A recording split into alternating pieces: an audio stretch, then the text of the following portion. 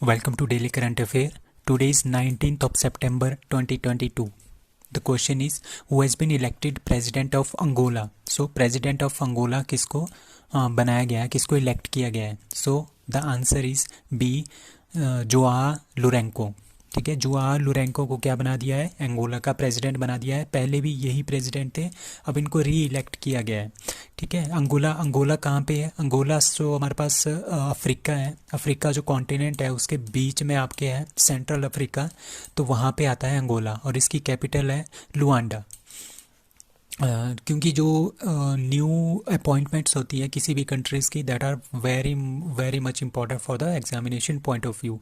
अभी क्या हुआ, Joao Lourenco has been reelected as the president of Angola. ठीक है, कितने परसेंट वोट मिले हैं? 51% वोट मिले इसको. ये ज़्यादा इम्पॉर्टेंट नहीं है. ठीक है, और ये कौन सी पार्टी से संबंध रखते हैं? पॉपुलर मूवमेंट जो था वहाँ का. ठीक है, लिबरेशन ऑफ अंगोला. ठीक है, एमपीएलए वहाँ का वो लिबरेशन ऑफ अंगोला का एक पॉपुलर मूवमेंट था, उसके ये पार्ट थे. ठीक है, तो को किससे किससे इनको लिबरेशन मिली है? That is 1975. जिस तरह से हमारे पास इंडियन नेशनल कांग्रेस है ना, जैसे इंडिया आज़ाद हुआ था तो उस टाइम इंडियन नेशनल कांग्रेस बहुत ही ज़्यादा चरम सीमा पे थी. तो उस टाइम क्या है, इनके वहाँ पे क्या था, एमपीएलए था. ठीक है, पॉपुलर मूवमेंट था, that is liberation of Angola, जो कि 1975 में हुआ था और उन्होंने इंडिपेंडेंस की थी. किससे? पोर्चुगल से इंडिपेंडेंस ली थी. तो अभी कुछ और है अपॉइंटमेंट्स है इसी साल की, that is Gustavo Petro. He is the first leftiest president of Colombia. Tanzania की first female president, that is Samia Suluhu Hassan. And 17th president of Philippines, that is Ferdinand Marcos junior. और इनमें 6 साल का tenure होता है president का. और 14th PM of Israel, that is Yair Lapid. President of Somalia, that is Hassan Sheikh. President of Hungary, that is Katalin Novak. And James Marape, PM of Papua New Guinea. ये बहुत important है, Papua New Guinea. No, president of Kenya कुछ दिन पहले हमने पढ़ा था, president of Kenya भी बने हैं, दैट इज़ WS अराप रूटो. ठीक है, इनको बना दिया गया है प्रेसिडेंट ऑफ केनिया. ना हु लॉन्च्ड BLO ई पत्रिका. ठीक है, BLO ई पत्रिका किसने लॉन्च किया? अब BLO क्या है? BLO होता है booth level officer. Booth level officer से आपको पता चल जाएगा कि ये कौन सा इसका आंसर है. That is election commission of India. ठीक है, election commission of India, that is booth level officer. जितने भी हमारे पास बूथ लेवल ऑफिसर्स हैं पूरे ऑल इंडिया में, उनकी एक कॉन्फ्रेंस हुई थी. ठीक है, किसने करवाई थी, किसने हेड किया था उसको? Rajiv Kumar, that is election commissioner of India.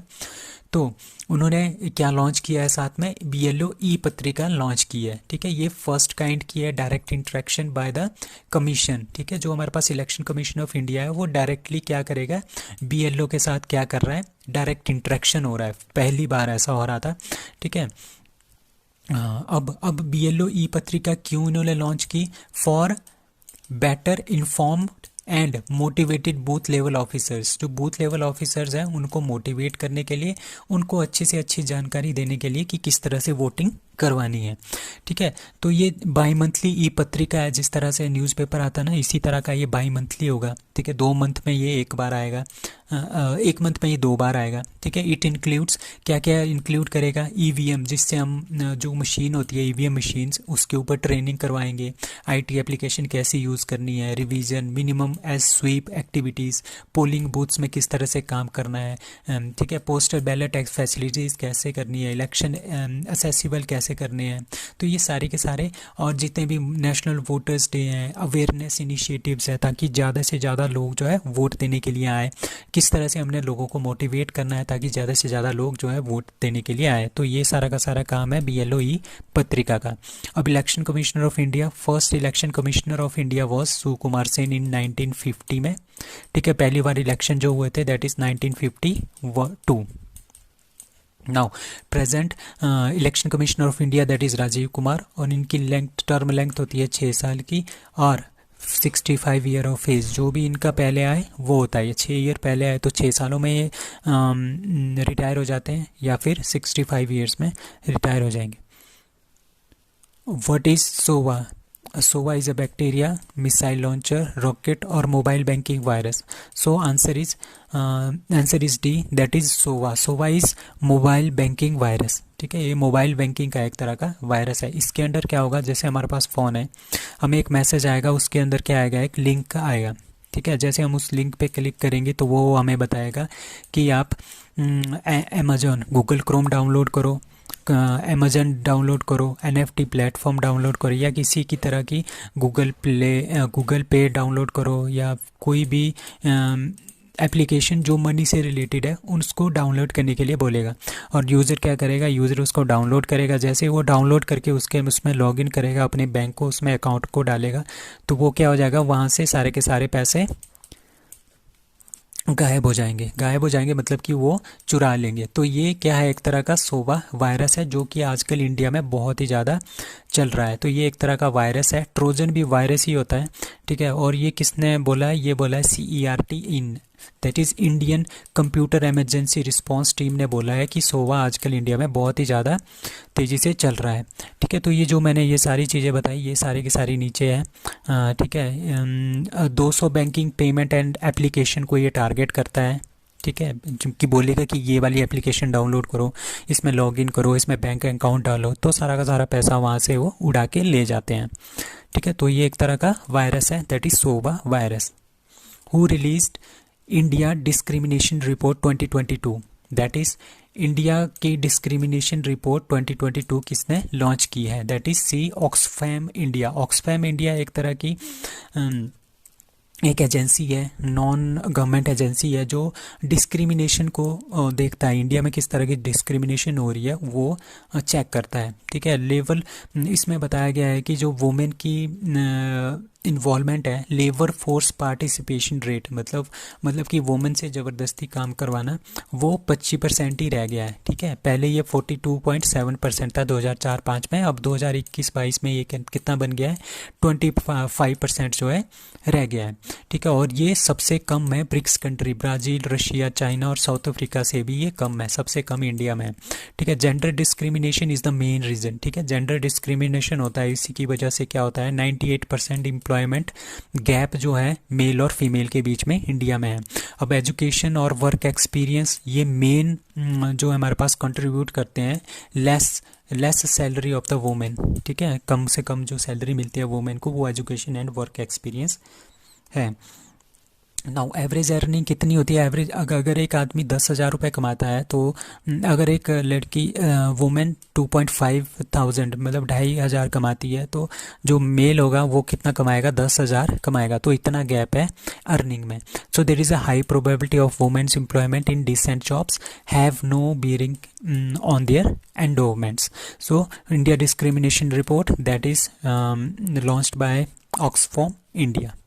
The Greenfin Hub, the first ever global marine tourism। ठीक है, ग्लोबल मैरीन टूरिज्म है ये industry platform, that is the Greenfin Hub, the first ever global marine tourism industry platform, is associated with which institution, that is UNEP, sorry that is A। ठीक है, that is a, that is UNEP। ठीक है, तो United nation environment programme, इन्होंने क्या किया है, इन्होंने पहला Greenfin hub, the first ever global maritime tourism industry platform को लॉन्च किया है। मतलब जितना हमारे पास मैरीन है, मैरीन मतलब कि जितने समुद्र है, वहाँ पे जो टूरिज्म होता है उसको अच्छे से हैंडल करना। ठीक है, उसको अच्छे से हैंडल करना, और वो जो गंदगी वगैरह होती है, पोल्यूशन वगैरह होता है, उसको रिड्यूस करना, ये इसका मेन मोटो है। ठीक है, और ये किसने लॉन्च किया है, the reef world foundation plus UNEP, इन दोनों ने ये मिलके लॉन्च किया है, दैट इज़ द ग्रीनफिन हब। अब UNEP क्या है, यूनाइटेड नेशन एनवायरनमेंट प्रोग्राम, ये 5 जून 1972 को एस्टेब्लिश हुआ था, तभी हम 5 जून को वर्ल्ड इन्वायरमेंट डे भी मनाते हैं, और इसका हेडक्वार्टर है Nairobi, Kenya. Now, European Parliament has adopted a report that dash is no longer a full democracy। जबकि यूरोपियन यूनियन ने यह बोला है कि ये जो कंट्री है is no longer a full democracy. ठीक है, that is Hungary, Switzerland, Ireland और स्कॉटलैंड, दैट इज़ हंगरी। तो हंगरी को क्या बोला है यूरोपियन पार्लियामेंट ने कि ये एक डेमोक्रेसी नहीं है, ये hybrid regime of electoral autocracy है। इसका मतलब क्या है? इसका मतलब ये है कि जितने भी जो यूरोपियन यूनियन है उन्होंने ये बोला था, क्योंकि जो ये हंगरी है ना, हंगरी अब रशिया का साथ दे रहा है, ठीक है, ये रशिया की तरफ झुक रहा है, इस जो कि यूरोपियन यूनियन को अच्छा नहीं लग रहा है, ठीक है, यूरोपियन यूनियन को ये अच्छा नहीं लग रहा है। इसकी वजह से क्या कर रहे हैं, इसकी वजह से ये इसके ऊपर एलिगेशंस वगैरह लगा रहे हैं, और इन्होंने ये बोला है कि वहाँ पे हंगरी में there is no respect for democratic norm and standards, ठीक है, जो डेमोक्रेसी का होता है वो स्टैंडर्ड होता है, कुछ नॉर्म्स होते हैं, वो जो है वो हंगरी पूरा नहीं कर रहा है, जिसकी वजह से हम इसको डेमोक्रेसी नहीं मानते, but it is a electoral autocracy. मतलब कि यहाँ पे इलेक्शन के थ्रू प्रेसिडेंट को चूज़ तो करते हैं, प्राइम मिनिस्टर को चूज़ करते हैं, प्रेसिडेंट को चूज़ करते हैं इलेक्शन के थ्रू, बट जो ये प्रेसिडेंट वगैरह करते हैं ये अपनी ही मनमानी करके आगे फिर काम करते हैं, तो ये नो मोर एक कंप्लीट डेमोक्रेसी नहीं है। तो इन्होंने ये बोला है, दैट इज़ यूरोपियन पार्लियामेंट ने बोला है फॉर हंगरी के लिए। अब यूरोपियन पार्लियामेंट कहाँ पे है? इसका हेडक्वार्टर है स्ट्रैसबर्ग फ्रांस में, founded in 19 March 1958 in Europe. अब यूरोपियन यूनियन ये सबसे मेन है, ये इतना इंपॉर्टेंट नहीं है। European union it is founded in 1 नवंबर 1993, कहाँ पे? मास्ट्रिच नीदरलैंड में इसका फाउंडेशन हुआ था। अब इसमें 27 कंट्रीज़ हैं, पहले 28 हुआ करती थी, यूके इसमें आउट हो गया है, 2021 में इन्होंने बाहर निकल गया है, उसको बोलते हैं ब्रेग्जिट। अपना वो इसका हेडक्वार्टर कहाँ पे यूरोपियन यूनियन का? दैट इज़ ब्रसेल्स बेल्जियम में, और नाटो का भी यहीं पे है, ठीक है, नाटो का भी जो हेडक्वार्टर है ब्रसेल्स बेल्जियम में ही है। अब हमारे पास कितनी है, जो जितनी भी ये यूरोपियन कंट्रीज़ हैं, ये सारा का सारा इनमें से 27 में से 19 कंट्रीज़ क्या यूज़ करती हैं? यूरो को अपनी करेंसी यूज़ करते हैं, ठीक है, यूरो करेंसी यूज़ करते हैं। और अभी 20वां कंट्री है क्रोएशिया, जिन्होंने ये डिसाइड किया है कि हम भी क्या यूज़ करेंगे, यूरो यूज़ करेंगे 2023 से। तो टोटल अभी तक 19 है, अगले साल से 20 हो जाएंगे कंट्रीज़ जो यूरो यूज़ करेगी एज देयर करेंसी। ना कैंपेन, शून्य कैंपेन, जीरो कैंपेन, मतलब which has seen in news is aimed at which process is, ठीक है, promote rain water harvesting, promote afforestation, reduce air pollution bye banning crackers, reduce air pollution by electric vehicles. तो आजकल क्या चल रहा है? आजकल इलेक्ट्रिक व्हीकल्स का दौर चल रहा है। तो शून्य जो कैंपेन है वो किससे रिलेटेड है? To reduce the air pollution, हमने एयर पोल्यूशन को कम करना है by using the electric vehicles, electric ज़्यादा से ज़्यादा हम इलेक्ट्रिक व्हीकल जो है यूज़ करेंगे। तो शून्य इज़ एन अवेयरनेस, ये अवेयरनेस कैंपेन था to reduce the air pollution by promoting the use of electric vehicle. जितने से ज़्यादा हमारे पास, जितनी भी ज़्यादा हम इलेक्ट्रिक व्हीकल को यूज़ कर सकते हैं उतना करो। तो NITI Aayog held it's forum. तो ये नीति आयोग जितने भी काम ही नीति आयोग करता है वो बहुत ही ज़्यादा इंपॉर्टेंट बन जाते हैं for examination point of view, ठीक है। तो ये पिछले साल स्टार्ट हुआ था, इस साल भी ये स्टार्ट हो रहा है, that is 1 year anniversary of Shunya, that is Shunya campaign, zero pollution e mobility campaign. During this event, इस इवेंट के दौरान क्या हुआ? The national programme on advanced chemistry cell energy storage report was also launched. तो हमने ज़्यादा से ज़्यादा क्या करना है? इलेक्ट्रिक व्हीकल्स यूज़ करनी है, उससे रिलेटेड हमारे पास क्या है? शून्य campaign. So that's all for today.